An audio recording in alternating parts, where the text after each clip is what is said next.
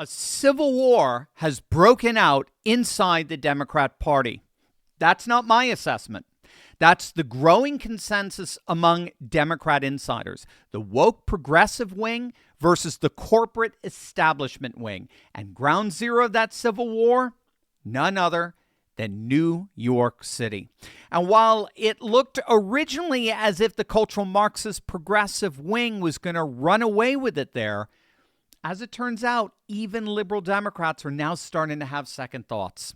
Stick with me to the very end of this video, because I'm going to show you what's really going on inside the Democrat Party and what it means for their future as a viable nationwide party as well. Zoran Mamdani. For the last several weeks, polls showed that the ultra-left Democrat socialists would win the New York mayoral race in a landslide. But all of that changed over the last few days when Mamdani came out and said this. I want to use this moment to speak to the Muslims of New York City.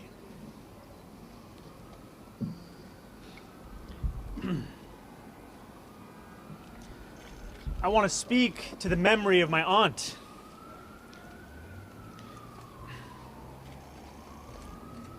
who stopped taking the subway after September 11th because she did not feel safe in her hijab.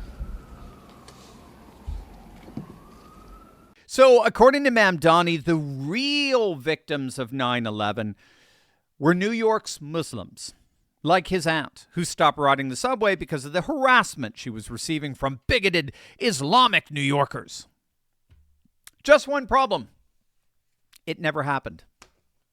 Social media investigations found that Mamdani's only actual aunt is named Masuma Mamdani, who lived in Tanzania at the time of the September 11th attacks, not in New York City. She was not even here. So Mamdani had to try to backtrack what he said. Yes, I was speaking about my aunt. I was speaking about Zerafui, my father's cousin, who sadly passed away a few years ago. And for the takeaway from my more than 10-minute address about Islamophobia in this race and in this city to be the question of my aunt tells you everything about Andrew Cuomo and his inability to reckon with a crisis of his own making. What do you think about all that? Okay, so the woman, the aunt that he so emotionally referred to, you saw he could barely even speak. As it turns out, it was actually his father's relative, a distant cousin, not his aunt. And as it turns out, a little investigating found that she also lived in Tanzania during 9/11. So he lied. He made the whole freaking thing up. And he got caught red-handed. And then after he got caught, like some petulant little child, he started accusing all those who caught him of Islamophobia. And then, as if things couldn't get worse, Andrew Cuomo absolutely decimated Mamdani for being the fraud that he is in their last debate. I did things. You have never had a job. You've never accomplished anything. There's no reason to believe you have any merit or qualification for 8.5 million lives. You don't know how to run a government. You don't know how to handle an emergency. And you've literally never proposed a bill on anything that you're not talking about in your campaign. You had the worst attendance record in the assembly, and you gave yourselves the highest raise in the United States of America. You went from $110,000 to $140,000, and then you never showed up for work, and you missed 80% of the votes. Shame on you. Shame on you. Now, Cuomo, who's running as an independent there, he's since described what he's calling a quiet civil war that's breaking out in the Democrat Party between the extreme left, the Bernie Sanders, AOC, Mamdani left, versus mainstream Democrats. The truth is there's a quiet civil war going on in the Democratic Party right now. You have an extreme left, radical left, Bernie Sanders, AOC. Mamdani is just the banner carrier for that movement, versus the mainstream moderate Democrats. They now call me moderate. They used to call me liberal. Now I'm a moderate because the whole party shifted. And that's what this election is about. It is that civil war. I believe that far left will destroy the Democratic Party. I believe it will destroy the Democratic Party nationwide if that far left becomes dominant. Now, what Cuomo's saying there does have some significant data to back it up. We talked about this in our video yesterday. According to a recent NBC poll, 2/3 of Democrats are openly and fully embracing socialism, progressive, cultural, Marxist socialism. 66% of Democrats, nearly 7 in 10, now view socialism favorably. And again, when asked if they'd support politicians described as Democrat socialists versus moderate Democrats, establishment Democrats, 53% of Democrat voters said they're going with the socialists, compared to only 33% favoring moderates like Chuck Schumer and Nancy Pelosi, and for that matter, Andrew Cuomo. But here's where Cuomo's concern comes full circle. While 66% of Democrats embrace socialism, only 26% of independents and 14% of Republicans share that view. So when you add it all up, that's a near 40-point gap between what Democrats want and what the whole rest of America wants. You see, this represents nothing less than an electoral death sentence. It's another example of the Democrats doubling down on what's commonly called the 80-20 doom loop, where they're staking their political positions on issues that appeal at best to 20 or 30% of voters. Again, just 26% of independents and 14% of Republicans share what the vast majority of Democrats, their affinity, as it were, for progressive socialism. I don't quite know who those 14% of Republicans are, but regardless, Cuomo is right that what Mamdani represents is rejected by an overwhelming supermajority in the nation. And Cuomo is right to be concerned about the political fallout from that, because it inevitably, this 80-20 doom loop inevitably results in a process known as de-alignment, which is a perpetual self-propelling dynamic where the more the Democrats double down on issues that alienate them from the vast majority of voters, the more voters defect from the Democrats and align themselves with the Republicans or quite possibly with a viable third party. And again, this isn't theory. It's already happening, particularly with the working class and Latino vote. The white working class in particular defected en masse away from Hillary Clinton's Democrat Party back in 2016 because when they went to her website, they found links on her homepage for women's issues. They found links for black issues. They found links for Hispanic issues, LGBT issues, but not a single link for white working class issues, not one. Whereas when they went to Trump's website, the entire thing was for the working class, both white and non-white, promising to seal the border, to bring manufacturing jobs back home, to protect our culture, customs, and traditions rather than denigrate them as racist and bigoted and phobic and the like.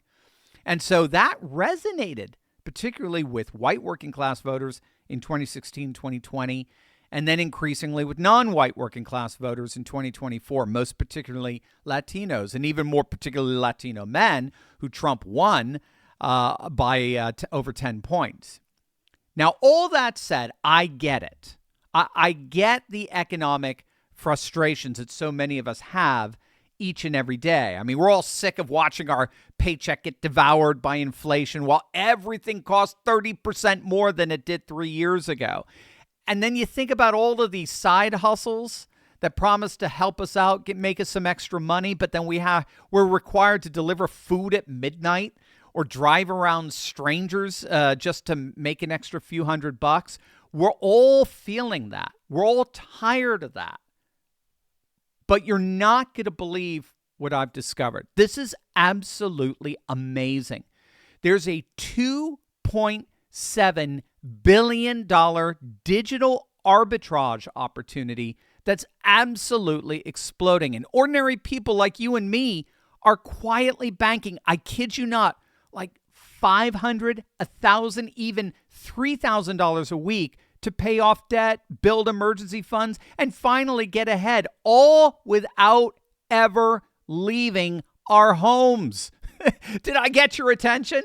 Well, I'm talking about the online book arbitrage revolution. I haven't even heard of that up until about a couple of weeks ago. But gang, this is the answer to the financial squeeze you're feeling right now. Now, imagine replacing that soul-crushing second job with something you can do literally in your pajamas.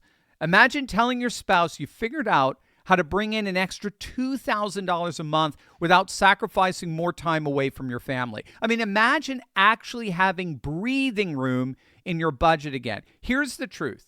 There are over 10 million books listed online with massive pricing gaps. We're talking books selling for $3 on one platform that go for $47 on another. That's not a gimmick. It's a market inefficiency that's putting real money in people's pockets right now. Everything happens online. You could be anywhere in the world, working whatever hours fit your life, building real financial security from your laptop. That's why I'm hosting a free live training this coming Monday, November 3rd, where we're revealing the exact system and software people are using to escape the paycheck-to-paycheck nightmare. The online training is completely free. We want you to succeed in this, but you got to register now because the online seating is limited. So click the link below and be sure to register, and let's thrive together in the golden age today. The latest Quinnipiac poll shows Mamdani's once commanding 20-point lead over Cuomo has been cut in half to just 10 points. Among Hispanic voters, Cuomo's recovered from a 30-point deficit to nearly even, and he now leads independents by 10 points. A Suffolk poll showing the exact same thing. Cuomo's cut Mamdani's lead in half in just the last week. But that said, we have to understand what's ultimately carrying Mamdani here. And it's a combination of two dynamics. One that's completely specific to the left, and the other that's redefining politics as a whole, both in our nation and around the world. So the first, the one that's specific to the left, is a trend known as post-Americanism. And so politically, the way this is working out is that the left versus right dynamic, the left versus right divide, is being replaced by an American versus post-American divide. All right, so those who love our nation are increasingly being pitted against those who hate it. It's about those who want to protect our citizens versus those who actually want to protect non-citizens and illegal migrants. Those who love Christianity versus those who love Islam. Those who see a church as a symbol of America versus those who see a mosque as a symbol of post-America, right? It's about those who cherish our laws and institutions and those who want to destroy them and tear them down. Those who believe our culture is good versus those who believe it's essentially racist. That's at least in part what Mamdani represents. He's like his Chicago mayoral counterpart, Brandon Johnson, who's fully post-American. He wants to help build something very different than what was envisioned by our founding fathers. But that's only half of it. You see, up until this point, post-Americanism has been successfully co-opted by corporate establishment Democrats. So like what we've seen with their embracing of the pro-Palestinian progressives, establishment Democrats have largely, they've made their peace with their cultural Marxist counterparts. So that's why New York Governor Hochul and House Minority Leader Jeffries have both endorsed Mamdani. However, and this is key, and you may have noticed this, Mamdani is not reciprocating. He is not endorsed. In fact, he's refused to endorse Governor Hochul. And we're seeing that happen more and more. The progressive wing of the Democrat Party is starting to declare its independence from the establishment wing. And in doing so, they're tapping into the second dynamic that's operative here, and that's the worldwide dynamic of populism, and particularly economic populism. So one of the major reasons why Mamdani is getting so much support is precisely because he's not part of the Democrat establishment. He's from the outside, and more Democrat voters, more and more voters on both the left and the right, they've just completely lost confidence in the establishment as a whole, both establishment Republicans and establishment Democrats. So Mamdani represents a post-Americanism that's broken free from the Democrat establishment and embracing the growing populist paradigm that's at war with the establishment. That is what did Cuomo call it, the soft civil war that's going on right now inside the Democrat Party. Now, the good news, as we're finding happening right now in Europe, is that the populist left always ends up losing to the populist right. And that's because the populist left is almost solely an economic populism. It's still woke, which is a massive turnoff even for voters on the left. Whereas the populist right is able to pivot left on economics while pivoting right on culture.